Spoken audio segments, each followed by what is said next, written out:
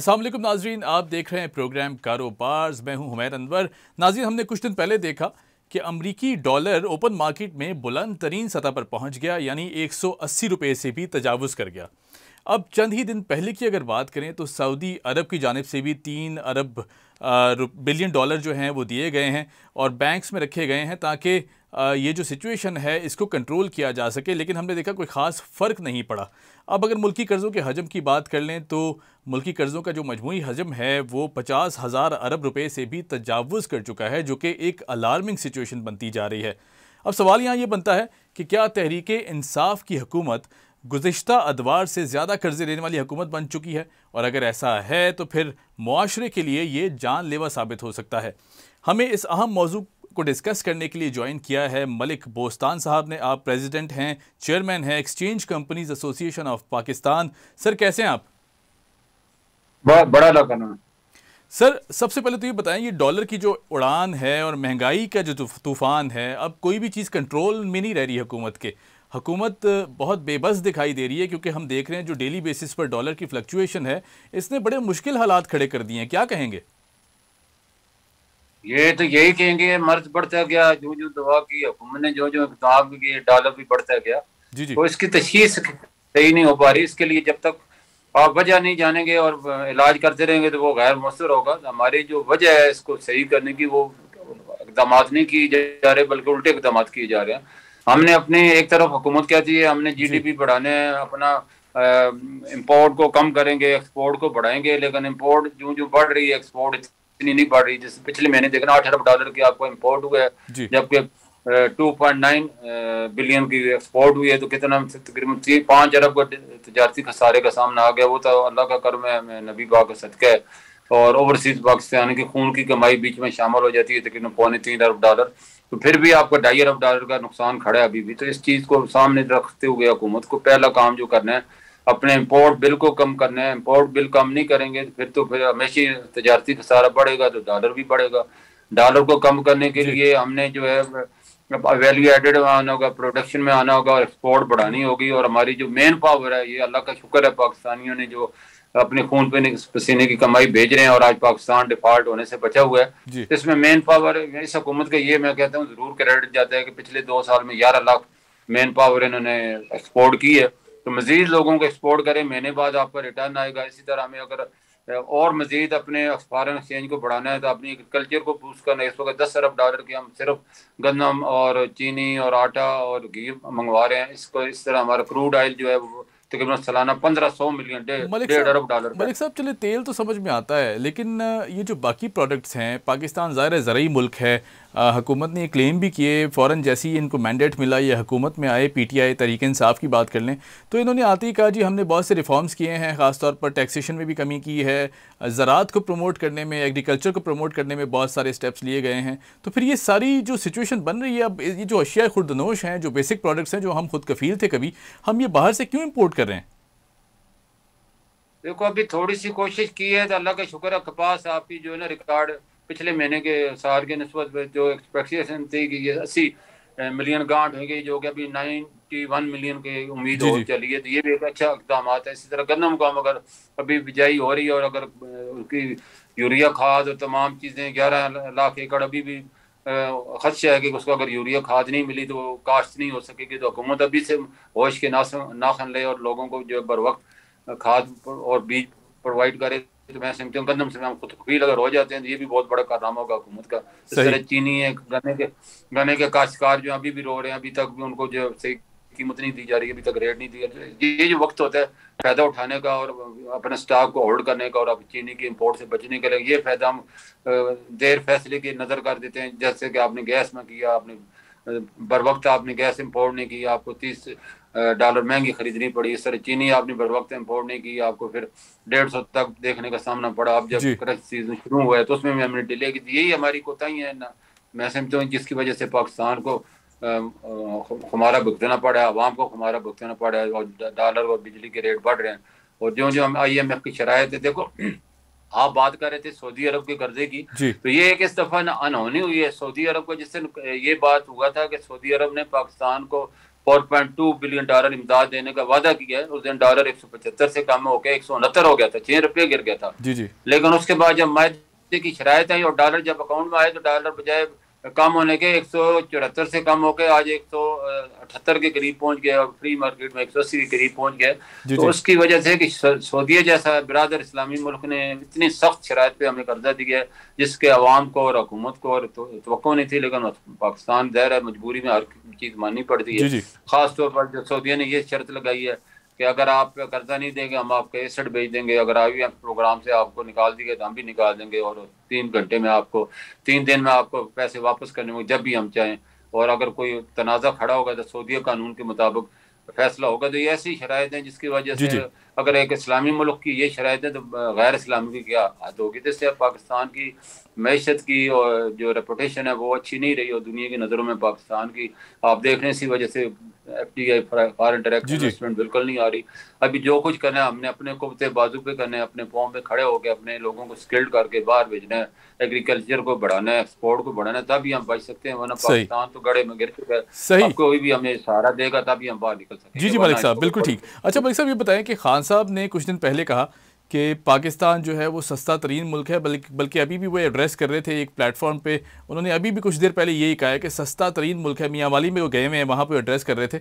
अब ये जो उनकी बात है कि इंटरनेशनल सिनेरियो में बाकी जो ममालिक हैं उनमें से सबसे सस्ता तरीन मुल्क है, क्या हम इस कंपैरिजन में जा सकते हैं? क्योंकि ज़ाहिर है स्टेबल इकोनॉमीज़ हैं जिनसे कंपेयर किया जा रहा है, वहाँ पे ये मसाइल नहीं हैं कि आटा दाल चीनी और बेसिक नेसेसिटीज़ रोटी कपड़ा मकान भी नहीं मिलता आवाम को। क्या ये ताजिर बरादरी भी ऐसे ही सोचती है या फिर ये सिर्फ खान साहब की सोच है? नहीं, ये इनका कहना बिल्कुल सही है और इस लिहाज से बिल्कुल सही है। और मैं समझता हूँ ये पाकिस्तान सस्ता तरीन मुल्क है इस लिहाज से कि क्योंकि पाकिस्तान गुर्बत की लकीर से 3.5 करोड़ लोग जो है वो उनको एक वक्त का खाना मुयसर नहीं है और हमारे GDP देखे $2 पर डे हमारे लोग एवरेज इनकम है। तो इस लिहाज से अब देखा जाए तो इसमें शायद इसी से कह रहे कि क्यों हमारी आमदनी $2 है तो हम इसीलिए $2 में सारे काम पूरे कर लेते हैं, उसमें खाना भी खा लेते हैं, बिजली के बिल भी दे देते हैं। बाकी मुल्कों की GDP जो है किसी की $2000 है, किसी की $1500 है, तो वो 1500 में गुजारा करते हैं तो हम $2 में गुजारा करते हैं। इस लिहाज से तो फिर उनका कहना मानना पड़ेगा आपको। सही सही सही। अच्छा जी, अगर महंगाई की बात करें तो ज़ाहिर है परेशानी का सबब तो है। ताजिर हजरात क्या स्टेप्स ले रहे हैं अगर उनकी बात करें, और फिर आपकी एसोसिएशन की जानिब से ऐसे कौन से स्टेप्स लिए गए हैं कि कम से कम ये जो फ्लक्चुएशन है इसको कंट्रोल करने में हुकूमत की मदद कर सके? हुकूमत तो बेबस नज़र आ रही है। देखो जी, महंगाई कम नहीं होगी तो गरीब आदमी जैसे $2 एक आदमी कमाता है, $2 मतलब 300-400 रुपये रोज कमा रहा है, तो वो ज़ाहिर 400 में जो चीज़ें हैं वो तो आएंगी नहीं, तो वो ज़ाहिर अपना खाना कम कर देगा, 2 की बजाय 1 रोटी कर देगा। तो हुकूमत महंगाई ख़त्म नहीं करेगी तो इसकी जो कारकर्दगी के सवाल है आगे 1.5 साल बाद इलेक्शन होने वाले हैं। अब इनके जो है डायलॉग तो नहीं चलेंगे, अब इनको कारकर्दगी दिखानी पड़ेगी। नहीं दिखाएंगे तो आपके सामने जितने ज़मीनी इलेक्शन हो रहे हैं, जो इनका अशर नशर हो रहा है, उससे आप अंदाज़ा खूब लगा सकते हैं कि आने वाले दिनों में हुकूमत अवाम इनके साथ क्या सलूक करेंगे। तो उससे अगर बचना चाहते हैं अभी भी वक्त है, अभी भी हम होश के नाखून ले लें और अपने आप के महंगाई को कम करें, रुपए को मुस्तहकम करें और अपने अखराजात गैर ज़रूरी कम करें। तो मैं समझता हूँ कोई वजह नहीं कि पाकिस्तान के वसाइल की कोई कमी नहीं। अल्लाह ने आपको दुनिया भर के वसाइल पाकिस्तान में दिए। अल्लाह ताला आपको वसाइल ही दे सकता है, डॉलर तो नहीं बरसा सकता। इन वसाइल को अगर हम यूज़ कर लें तो पाकिस्तान को ऐसी कोई चीज़ नहीं जो पाकिस्तान में। चाइना ने जो है CPEC का जो मनसूबा है उसको स्लो डाउन होने की वजह से हम चाइना की हम, और इसी तरह इसो के 2 बड़े ब्लॉक बन गए। आज भी वज़ीर आज़म साहब का बयान हेडलाइन के साथ लगा है कि हम कोल्ड वॉर में चाइना और अमेरिका का हिस्सा नहीं बनेंगे बल्कि इनको इनकी सुलह कराने में मदद करें। ये अच्छा बयान था, लेकिन हकीकत यही है कि इस वक्त अमेरिका और चाइना की जो कोल्ड वॉर शुरू हो चुका है, सर जंग शुरू हो चुकी है, पाकिस्तान उस पर बड़ा आम हैसियत रखता है। जिस तरफ पाकिस्तान जाएगा वही फरीक जीतेगा। तो पाकिस्तान को सोच समझ के गैर जानबदार होकर वो कदम उठाना है। दोनों तरफ हमारे मुफाद है। अगर हमारे ओवरसीज पाकिस्तानी देखें, हमारी एक्सपोर्ट देखें तो अमेरिका ब्लॉक के अंदर है, और अगर हमारी चाइना के साथ दिफाई देखें तो वो चाइना के साथ है। ज़रा बड़े हमने अपने एक एक कदम बड़ा फूंक के उठाना है तो तभी पाकिस्तान बच सकता है, वरना सैंडविच बन गया 2 आदमियों की लड़ाई में हमारा अशर नशर हो जाएगा। अच्छा मलिक साहब, यहाँ पे अगर बात कर लें, जो सिचुएशन चल रही है महंगाई की, ख़ासतौर पर डॉलर कंट्रोल में नहीं है, पेट्रोल प्राइसेस का कोई फ्यूचर दिखाई नहीं देता कि माजी फ्यूचर में भी कुछ कमी नज़र आएगी, क्योंकि माजी में हमने देखा है कि ज़ाहिर है पेट्रोल को भी सस्टेन करना गरीब आवाम के लिए बहुत ज़रूरी है, क्योंकि गरीब आवाम सारा रिलाई करती है, पहिया चलता है, उसके बाद ट्रांसपोर्टेशन है, 10,000 और चीज़ें हैं जो पेट्रोल पर रिलाई करती हैं। अब अगर इस हुकूमत की बात कर लें तो बयानात ऐसे दिए जाते हैं, जी घबराना नहीं है, सस्ता मुल्क है। उसके बाद एक वज़ीर की जानिब से ये बयान भी आता है कि कहते हैं सिंध हुकूमत इस महंगाई की ज़िम्मेदार है। ये किस तरह के बयानात हैं? बयानबाजी अवाम में तो इंतशार फैलता जा रहा है। देखो, ये तो मैं समझो अब वाकई हुकूमत जो है तमाम सूबों को साथ लेके चलेंगे। इस तरह के बयान दे के जो है ना, जी जी अपने आप की सफाई का पेश करके बचाया नहीं जा सकता, क्योंकि सूबे नहीं इम्पोर्ट करते दालें, और पाकिस्तान की जो है और चीनी और पेट्रोल ये जी पाक इम्पोर्ट कर रहे हैं।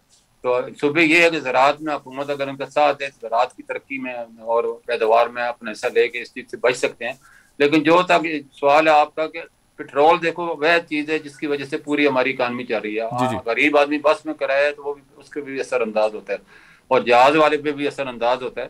तो हमने पेट्रोल की, ये अल्लाह का शुक्र है कि $85 से कम होके आ गई हैं, और ये जो है अल्लाह करे आगे और कम हो। तो हमारा इम्पोर्ट बिल कम होगा तो हुकूमत को फिर चाहिए कि उसको जिस तरह बढ़ाया इसी तरह कम करे, तो फिर शायद बेहतर हो जाए। अगर हुकूमत ने जैसे लीवी टैक्स जो है हर 4 रुपये हर हर महीने महीने। बढ़ाएंगे जी जी जी बिजली और पेट्रोल पे, और यूनिट बढ़ाएंगे, तो इससे फिर गरीब आदमी क्या तवक्को करेगा। तो अभी भी कीमतें अगर बढ़ी हैं, कम हुई हैं, तो आप भी कम करें ताकि आपकी रेपुटेशन अच्छी हो, वरना तो कोई फायदा नहीं है डायलॉग बोलने का। सर, असद उमर ने तो कह दिया कि 15 दिन के अंदर अंदर महंगाई कम हो जाएगी। 15 दिन में इस बयान को आए हुए भी तकरीबन अब 5 से 6 दिन तो गुजर चुके हैं। आपको लगता है कि ये जो इंडिकेटर्स अब हैं या जो फैक्टर्स अब प्रिवेल करते हैं उनको मद्देनज़र रखते हुए अगर 15 दिन का टाइम दिया है उन्होंने और 5-6 दिन गुजर चुके हैं, यानी 10 पे 12-11 दिन बाकी हैं, क्या आपको लगता है कि ये महंगाई कंट्रोल की जा सकती है? बज़ाहिर तो बड़ा मुश्किल लग रहा है, क्योंकि आवाम बिल्कुल नाउम्मीद हो चुकी है। हाँ, 15 दिन में अल्लाह करे पाकिस्तान में तेल निकल आए तो जरूर महंगा हो जाएगी, जी वरना ऐसे पॉसिबल नजर तो नहीं आ रहा। लेकिन ये है कि कोई जैसे पेट्रोल की कीमतें कम हुई हैं, तो उसका वज़ीर साहब ने एक ने फरमाया कि इसका असर जो है 2 महीने बाद आएगा, अगर कम हुई भी है जी तो। जी लेकिन ये चाहें तो अब उसको पेट्रोल की कीमतें कम करेंगे, लेकिन मॉनेटरी सिस्टम होना चाहिए ना। देखो, अगर पेट्रोल की इंटरनेशनल या दाल की कीमतें या जो भी खाने पीने की चीजें बढ़ती हैं, जब कम होती हैं फिर कम क्यों नहीं हो जाती, जी जी उसका एक सिस्टम बना दिया, मैकेनिज्म बनाया जाए कि इंटरनेशनल रेट जो ही गिरेंगे तो पाकिस्तान में इतने दिन के बाद गिर जाए, फिर तो गिर सकती हैं। एक देखो, इससे पहले अयूब खान दौर में प्राइस मैजिस्ट्रेट होते थे, उनका काम ही होता था स्मगलिंग को रोकना, और प्राइस जो लोग रिटेलर के ऊपर छापे मारते थे उनको जी जी खौफ होता था। तो ये चीज दोबारा आपको बहाल करके पाकिस्तान के शायद महंगाई पे काबू पाया जा सके, वरना क्योंकि स्मगलिंग इस वक्त नासूर बन चुका है।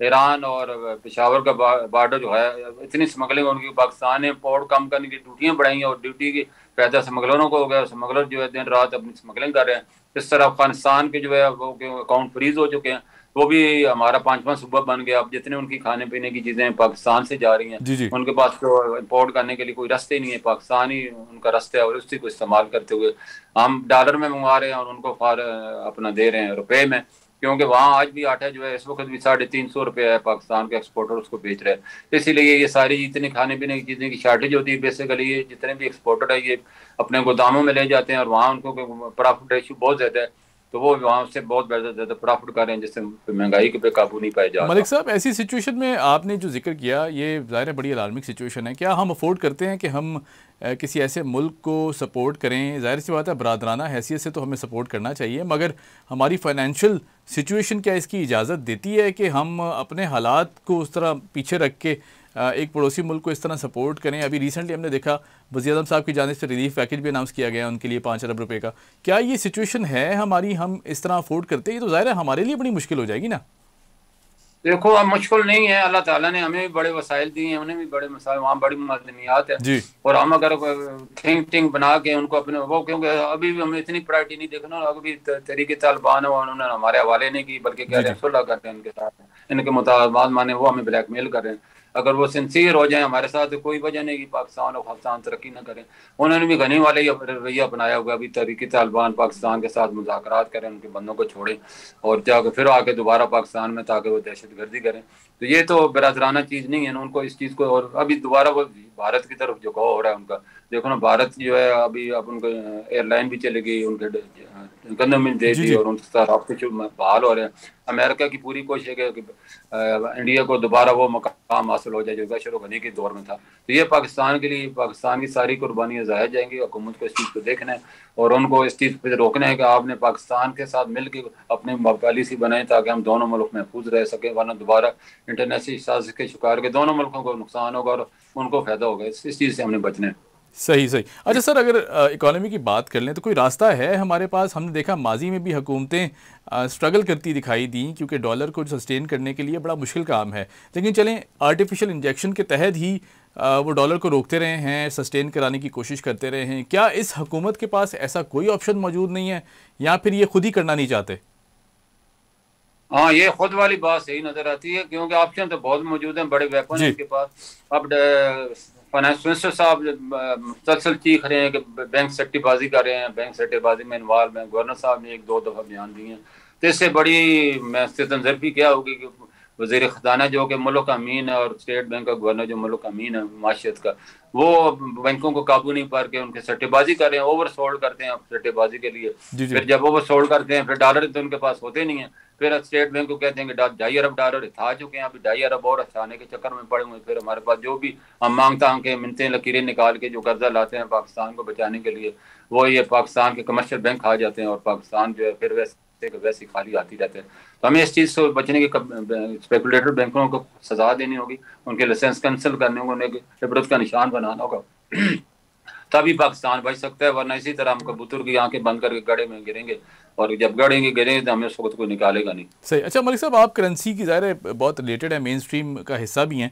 अब ये बताएं कि डॉलर को काबू करने में अगर हुकूमत चलें बेबस नज़र आती है तो एज एन इंडिविजुअल या फिर कोई ताजर होने की हैसियत से ऐसे कौन से प्रैक्टिकल स्टेप्स लिए जाएँ कि एटलीस्ट उस तरह रिपल इफेक्ट पैदा कर सके कि डॉलर थोड़ा सा सस्टेन हो सके, ना कि अगर देखें कि सोने की कीमतें तो चलो एक तरफ कम आई रही हैं लेकिन डॉलर बिल्कुल बेकाबू है।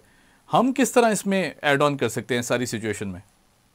जब कोई आपकी बात ही ना माने, आंखें बंद कर लें। हम तो बड़ी मीटिंगों में बैठ, अभी मैं ट्रेड मिनिस्टर रज़ाक दाऊद से भी मिला था, अच्छा, तरीन से भी मिला था जी जी, और सारी हमारी बड़ी आला हाई ऑफिशियल मीटिंग भी हुई। जी और जी, मैंने उन्हें 2 चीजें, अगर मैंने बोला आप कर दें तो आज ही डॉलर 5-10 रुपए गिर जाएगा। वो अभी 2 महीने तो हो गए, अभी तक एक चीज भी उसमें से अभी तक अमल नहीं हुआ।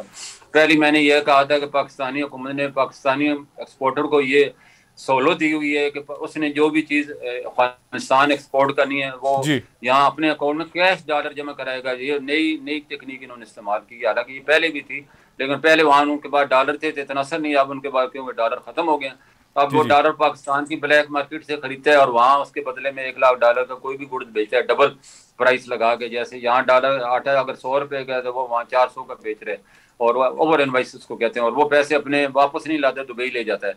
तो ये सारे पाकिस्तान के रिजर्व जो वो ड्राई कर रहा है, पाकिस्तान की मार्केट को ड्राई कर रहा है। इस तरह ये सिर्फ अफगानिस्तान नहीं, इसमें सारी सेंट्रल एशिया भी है और ईरान भी है, हमारे जितने भी हैं, तो हमारा पैसा वो यूज कर रहे हैं फॉरेन एक्सचेंज। तो मैंने इसको रोक दें, अगर किसी ने लाने उनको बोला भाई आप थ्रू बैंकिंग चैनल हमारे अकाउंट में बोला भेज दो तो हम आपको दे देंगे। लेकिन ये अभी तक कह रहे हैं कि नहीं जी बस हम लगे पड़े हैं। 13 तारीख का भी वादा किया है कि हमने पाकिस्तान से काउंटर कैश डॉलर लेना बंद करेंगे, जो भी लेंगे फिर भी लेंगे लेकिन वो बॉर्डर पे डिक्लेयर करेगा। बॉर्डर हमारे पता ही आपको, यहाँ तो बिल्ली की क्या कहते हैं दूध की रखवाली बिल्लियां कर रही हैं, तो वो तो पैसे लेके दोबारा डिक्लेयर कर देंगे, पैसे दोबारा हमारी मार्केट से खरीद लेंगे। ये तो कोई नहीं है ना। आप तो स्टेप ही नहीं लेना चाहते कि जैसे पाकिस्तान बचे, आप तो वो स्टेप ले रहे हैं कि पाकिस्तान का रुपया गिरे और पाकिस्तान की मैशत करे और फौज को जो है निशाना बनाया जा रहा है। इंटरनेशनल स्टेबलिशमेंट के 2 ही इशारे इस वक्त मोटो है। पाकिस्तान की इकानमी उन्होंने कंट्रोल कर लिया, उन्होंने फौज को कंट्रोल करके आपका एडमिन प्रोग्राम रोल बैक करना है, इसी पे सारी वर्किंग हो रही है और हम होश नहीं रहे, हम आंखें बंद करके सो रहे हैं। अच्छा मलिक साहब, एक तासुर ये भी बनता जा रहा है और कहा ये भी जा रहा है कि ऐसे बहुत सारे फैक्टर्स हैं, बहुत सारे लोग हैं जो डॉलर को बढ़ाने में, अपने मुफादात के लिए इस्तेमाल करने में इस तरह की सिचुएशन पैदा करते हैं। स्टेट ज़ाहिर है फिर बेबस हो जाती है, ब्लैकमेलिंग भी होती है अंदर ही अंदर। क्या इसमें कोई सदाकत है कि इस हकीकत में अगर इसकी बात करें कोई हकीकतन कोई सदाकत है इसमें? क्योंकि हुकूमत अगर चाहे तो मिलकर इस तरह के अनासर को कंट्रोल कर सकती है। ये सदाकत मैंने 2 आपको बड़े सबूत दिए। एक कमर्शियल बैंक ओवर सोल्ड करने, ओवर सोल्ड का मतलब सट्टेबाजी करना, यानी कि आपके पास डॉलर है 1 मिलियन और आप बेच रहे हैं 10 मिलियन, तो 9 मिलियन आप कहाँ से लाएंगे जब आपके पास आने नहीं, अगले साल तक नहीं आने आप क्यों मैंने बोला इनको क्यों इजाजत क्यों दे रहा हूँ ओवरसोल्ड करने? उनको बोले जितने डॉलर हैं इतने आप सेल करें। ये तो सट्टेबाजी की पहला रास्ता होता है, जी पहली जी। सीढ़ी यहीं से शुरू होती है, इसको आप बंद नहीं कर रहे। और दूसरा मैंने कहा जी आप एक्सपोर्टर को ये कैश डॉलर पे क्यों अलाउ कर रहे हैं? ये भी सट्टे मतलब पाकिस्तान के मैशे के साथ खेलेंगे ये। तो ये इनको कौन सा इन्होंने IMF से जाकर परमिशन लेनी है या अमेरिका से परमिशन लेनी है? ये जी काम हम करने बजाय मेहरबानी हमें इजाजत दी जाए। हमारे बैंक जो है सट्टेबाजी कर रहे हैं, हम इन्हें कैसे रोकें? और हमारा एक्सपोर्टर जो है ट्रेड मनी लॉन्ड्रिंग कर रहे हैं, हमें कोई रास्ता बताएं। तो ये तो हमने फैसले करने, अपने जी पाँव जी। पे कुल्हाड़ी हम खुद मारे हैं और दूसरों से हम क्यों उम्मीदें करें? ये तो नॉनसेंस ही है, इसके अलावा तो कुछ नहीं कह सकते। अच्छा मलिक साहब, हुकूमत की अगर बात कर लें तो आप लोग ज़ाहिर है उनसे इन टच भी हैं, राब्ते भी रहते हैं। आपने जैसे कहा कि हमने उन्हें कुछ स्टेप्स बताए भी हैं, कुछ प्रैक्टिकल स्टेप्स बताए हैं। क्या किस चीज़ का फुकदान नज़र आता है? कोई लैक ऑफ कम्युनिकेशन है, या फिर हुकूमत की जानिब से अगर देखा जाए तो तजर्बाकारी की कमी है, या फिर कोई और वजूहात है इसकी? क्योंकि हमने देखा है कि माजी में भी हुकूमतें ताजिर बरादरी की खास तौर पर ज़रूर सुनती हैं जब भी कोई ऐसी कॉल आती है उनकी जानिब से, तो उनके इशूज़ को ज़रूर एड्रेस किया जाता है और फ़ौरन प्रैक्टिकल स्टेप्स लिए जाते हैं। यहाँ पे किस चीज़ का फुकदान नज़र आता है? ये जो आपने कहा ना तजर्बे की कमी है, ये बिल्कुल सही कहा है। ये तो आप यही कहते हैं, प्राइमरी के बच्चे को आपने यूनिवर्सिटी का लेक्चरार बना दिया तो वो अपनी मर्जी से फिर कम लेक्चर देगा ना। तो हमारी हुकूमत का भी यही हुआ है। जो हमारे इकोनॉमिक लोग हैं उनको इकानमी का इतना पता नहीं है, और जो स्टेक होल्डर है उनको अहमियत नहीं देते, जिसकी वजह से ये इतने लेके जा रहे हैं। बड़ा आसान तरीका है पाकिस्तान को बचाने का। जी जी। आप लग्जरी चीज़ों पे टोटली जो है आप जो है बैन कर दें, और इसी तरह या बहुत ही मजबूरी आई IMF आपको कहते हैं तो ड्यूटियाँ बढ़ा दें। लेकिन एक्सपोर्ट बढ़ाना तो आपके हाथ में है, फी एकड़ पैदावार बढ़ाना आपके हाथ में है। अभी फ्री लांसर का दौर है, डेली बेसिस पे आप डॉलर आते हैं उनके, आपको गेट वे नहीं दे रहे उनके, आपको डॉलर उनके अभी भी $2 बिलियन फ्री लांसर के बाहर पड़े हैं। वो बेचारे मेहनत करके डॉलर कमाते हैं, फिर उनको जी आप कहते हैं STR कर देते हैं। पैसे आप कहाँ से ला रहे हैं भाई? वो दिन रात मेहनत कर ला भी रहे हैं, तो उन्हें आप गेट वे अपना बना लें अगर बाहर के मुल्क आप नहीं दे रहे। तो ये है, इसी तरह स्टार्ट कल्चर है पाकिस्तान के। इस वक्त आइडिया बड़े लिए जा रहे हैं, और बाहर की इन्वेस्टमेंट भी $2 अरब की आ चुकी है। IT भी हमारी जो $2 अरब तक पहुंच चुकी है। इसको अगर हम $5 अरब तक ले जाते हैं, अपने लोगों को स्किल्ड करते हैं, स्किल्ड लोगों को बाहर भेजते हैं, तो यही चीजें हैं पाकिस्तान को बचा। मादनियात है हमारे, नमक जी जी। देखो 25 लाख एकड़, 25 लाख टन सालाना पैदावार है, जिसमें सिर्फ 2 लाख टन हम एक्सपोर्ट कर पा रहे हैं। इस दफा कोई 3.25-4 लाख। तो इस वक्त अगर हम 20 लाख टन करते हैं, $10 अरब हमें इस लिथम की अल्लाह ने पाकिस्तान को ज़खायर दिए हैं। वो अगर हम एक्सपोर्ट करते हैं, $10 अरब हमें वहाँ से आ जाते हैं। हम तो वही पुराने फार्मूले पे चल रहे हैं, बस अपने चावल बच्चे हैं वो, उसके अलावा तो हमारे पास एक्सपोर्ट करने के चावलों का है ही नहीं, सर बाकी सब लेकिन इम्पोर्ट कर लेकिन रहे हैं। सर तो यहाँ हमारे पे पास कुछ जी होगा जी। तो हम एक्सपोर्ट करने के लिए कुछ तो कुछ करना पड़ेगा ना, हाथ में मारने पड़ेंगे। अच्छा मलिक वैल्यू साहब। एडेड नहीं करेंगे तो आपको जी कौन बचाएगा? सही सही। अच्छा मलिक साहब, यहाँ पे ये भी बात करती हुकूमत दिखाई देती है और काफ़ी टाइम से ये बातें भी की जा रही हैं कि जब टेक ओवर किया है इन्होंने पिछली हुकूमत से, तो ख़जाने बिल्कुल खाली थे, रिजर्व्स बिल्कुल खाली थे, बहुत स्ट्रगल करना पड़ा PTI को इस सारे सिनेरियो में दोबारा से पाकिस्तान का जो GDP है उसे भी थोड़ा सा इम्प्रूव करना। हमने देखा कि 5.8 पे छोड़ के गई थी पिछली हुकूमत, फिर अगले ही साल 2019 में ये GDP 2.1 पे आता है, उसके बाद फिर माइनस पे चला जाता है। इस रुझान को किस तरह देखते हैं? अभी फिर कुछ ऊपर आया तो है ज़रूर। देखो जी, पिछली हुकूमत ने तो आप क्लेम कर रही है ना, हमने यही वाले मंसूबे किए थे। हमने देखो जो जी अमन अमान कायम किया, हमने एनर्जी को काबू किया, हमने जो भी उनके दावे हैं वो तो अपने दावे करते हैं। लेकिन इन्होंने जो है GDP कम की है, बढ़ाई होती थी चलो ये उनका दावा भी मान लिया जाता। अब जी जी। इनको GDP की सतह पे ले जाते हैं तो फिर तो ठीक है। अब बाकी इनका ये कहना जरूर है, सही है कि इन्होंने कर्जे बहुत ज्यादा थे जो अभी अनफॉर्चुनेटली इन्हीं की पीरियड में ड्यू हो गए थे, तो इन्होंने मजीद कर्जे लेके और कर्जे वापस किए हैं। लेकिन अभी जो है हमें तो दिफा के भी पैसे पाकिस्तान को अगले 6 महीने में हमें 4100 अरब चाहिए, जिसमें से 1400 अरब दिफा के लिए चाहिए, बाकी पेंशनों के लिए और तनख्वाह के लिए और जी जी। सब्सिडी के लिए वो पैसे हैं नहीं। हुकूमत के पास सिर्फ 750 अरब बचते हैं, तो वो अगर मजीद कर्जा लेगी तभी बचेगी, वरना तो इसके पास फिर और कोई रास्ता नहीं है कर्जा लेने के अलावा। सही। मलिक साहब, ये जो डॉलर का अब उड़ान है, आप चूँकि डायरेक्टली एसोसिएटेड है इस मार्केट से, इस इंडस्ट्री से, आपको क्या लगता है कि जो इंडिकेटर्स हैं, अभी जो फैक्टर्स हैं, आने वाले टाइम में या कुछ महीने जो है वो मुश्किल होंगे, या फिर आने वाले वक्त में कुछ आसानियाँ पैदा हो सकेंगी, डॉलर की जो प्राइस है वो नीचे आ जाएगी ओपन मार्केट में? देखो हुकूमत को अपने तौर पे फिक्रमंद जरूर है और कोशिश भी कर रही है, और उसके लिए हुकूमत ने जो अब इस वक्त चाइना का जो मनसूबा है ML1 रेलवे जी मनसूबा जी। $7 अरब का है, जो कि और एक एनर्जी का मनसूबे $5 अरब का दी। $12 अरब चाइना ने वादा किया था कि हम पाकिस्तान में अगले 3 साल में इन्वेस्टमेंट करेंगे। जी जी तो हुकूमत ने इन्हें रिक्वेस्ट की है कि 1% इंटरेस्ट पे हमें इन्हें एडवांस दे दें। जी जी चाइना ही हमें इस वक्त बचा सकता है। सऊदी अरब की तो आपने मिसाल देख ली है, उसकी शर्तें भी देख ली हैं। चाइना को अगर मना लेते हैं तो फिर हमारे पास रास्ते है और हम पाकिस्तान जो है डॉलर का रेट भी गिरेगा और इकानमी भी बेहतर होगी और पाकिस्तान को एक्सपोर्ट अगर बढ़ाए, चाइना बड़ी जोर लगा रहे कि आप हमें एक्सपोर्ट बढ़ाएं, हमारे पास डिमांड है, लेकिन हमारे पास कमकली की वजह से हम अपनी एक्सपोर्ट भी चाइना को उनकी डिमांड के मुताबिक नहीं दे रहे। सिर्फ $5 अरब के तो वो कहते हैं मैं चावल लेने को तैयार हूँ, लेकिन पाकिस्तान के पास इतने चावल हो, सिर्फ $2 अरब के चावल होते हैं। ये तो हमें फिर सब्जियां उसकी बहुत डिमांड है और बहुत सी चीजें उसने लिखी थी कि ये हमें हमारी डिमांड है, तो आप हमें अगर पूरी करें तो आपको दुनिया को एक्सपोर्ट करने की जरूरत है। लेकिन हम खुद ही नायली का मुजाहरा कर रहे हैं तो फिर चाइना क्या हमारी हेल्प करेगा। Right sir. सर मैं आखिरी सवाल मैं करना चाहूँगा महंगाई का, क्योंकि आप बेहतर समझते हैं महंगाई आने वाले वक्त में कह रहे हैं जी 2022 का जो साल है वो बहुत अच्छा और बड़ा ज़बरदस्त साल होगा। महंगाई को लेकर आवाम को काफ़ी रिलीफ भी दिया जाएगा, ऐसा हुकूमती दावे हैं, हुकूमत ऐसा दावा कर रही है। क्या इसमें कोई सदाकत नज़र आती है 2022 में जो महंगाई है वो भी बहुत कम हो जाएगी, पाकिस्तान फिर एक प्रोग्रेसिव लाइन पर चल पड़ेगा? नहीं, ये दावा बिल्कुल सी शौकत तरीन में आपने देखा बार बार एक ही दावा कर रहा है कि डॉलर जो है 10 रुपये गिर सकते हैं, रुपये जो है वो अभी अंडर वैल्यू है, वो दोबारा जो है उसमें बेहतरी आ सकती है। और उसने कहा जी पाकिस्तान का जीडीपी जो है उसने 3.8 IMF ने और वर्ल्ड बैंक ने कहा हमने अभी 4.2 का अचीव कर लिया और 5 से ऊपर ले जाएंगे। और उनका ये कहना सही है कि अगर आपकी इनकम बढ़ती है, अगर फर्ज की आप $2 कमा रहे हैं, आप $10 कमाएंगे तो फिर महंगाई अपनी आपको इतनी नहीं लगेगी।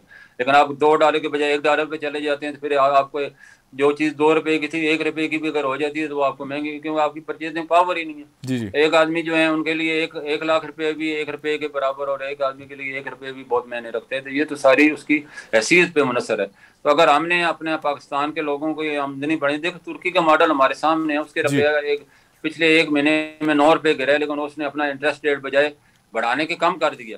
उसने कहा जी जितना इंटरेस्ट रेट कम होगा इतनी हमारे जीडीपी बढ़ेगा, इतने हमारी कमाई बढ़ेगी, और जब कमाई बढ़ेगी तो लोगों को महंगाई से कोई फर्क नहीं पड़ता। ये हकीकत है। हमें तुर्की का मॉडल अपना के अपने जो है इंटरेस्ट रेट कम करेंगे तो कारोबार बढ़ेगा, इंटरेस्ट रेट बढ़ाएंगे तो सूदखोरों को फायदा होगा, वो पैसे रख के अपना सूद खाते रहेंगे और मुल्क में इकानमी और सरमाया मूव नहीं जब करेगा तो पैदावार नहीं बढ़ेगी, पैदावार नहीं बढ़ेगी तो आप कमाई कहाँ से करेंगे फिर। सही सर, बहुत शुक्रिया, thank you so much Malik Bostan साहब, आपने हमें ज्वाइन किया।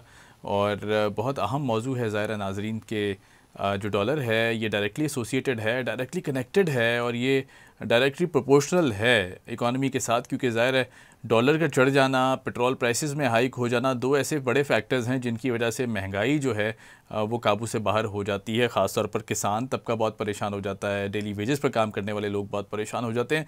लेकिन चलें एक्सपर्ट से बात कर एक थोड़ी सी उम्मीद ज़रूर पैदा हो जाती है कि आने वाला जो साल है 2022 वो जिस तरह हुकूमत क्लेम कर रही है कि बहुत अच्छा साल होगा, महंगाई कंट्रोल कर ली जाएगी, रिलीफ अनाउंस कर दिए जाएंगे आवाम के लिए। अब हुकूमत पर भी देखना है कि ये दावे कितने सच्चे हैं और कितने झूठे हैं, और किस तरह अगर ये दावे अचीव कर लिए जाते हैं तो ये भी बहुत बड़ी हुकूमत की एक सक्सेस होगी। हमारे साथ रहने का बहुत शुक्रिया। आपसे मुलाकात होगी अगले हफ्ते। देखते रहिए हमारा चैनल टैलेंट न्यूज़ और हमें दीजिए इजाज़त। खुदा हाफिज़।